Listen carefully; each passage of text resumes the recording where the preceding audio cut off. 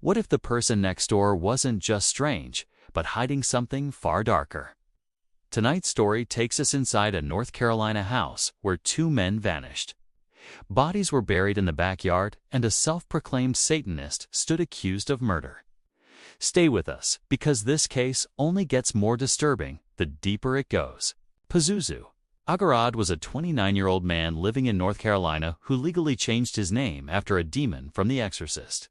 He openly embraced Satanism, dark mythology, and shock imagery, crafting an identity that made him both feared and strangely admired by those around him. Behind that persona was a deeply troubled individual. Pazuzu suffered from schizophrenia, agoraphobia, and severe addiction issues. He drank heavily, used methamphetamine, and eventually stopped taking his prescribed medication, claiming it made him feel numb. Without treatment, his mental state rapidly deteriorated. Pazuzu lived with his mother in a house that quickly descended into chaos. The home became a non-stop party hub filled with drugs, alcohol, and people coming and going at all hours. Guests urinated and defecated on the floors. Animal carcasses were left to rot. And the stench was so overwhelming that neighbors later said they could smell it from the street. Among the regulars was a man named Josh. Unlike the others, Josh didn't treat Pazuzu like a leader or authority figure. He challenged him, mocked him, and refused to show fear. That defiance would cost him his life. One night, during an argument, Pazuzu allegedly pulled out a gun and shot Josh multiple times.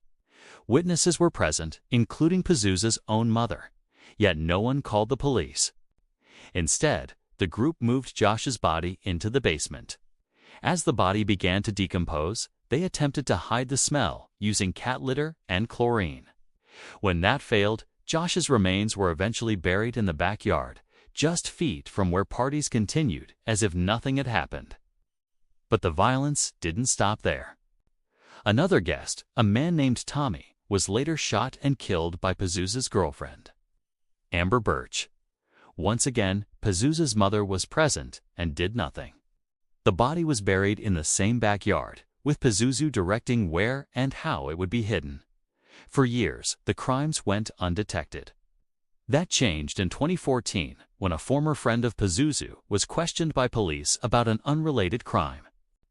During questioning, the friend revealed the truth. 2 bodies were buried behind Pazuzu's house.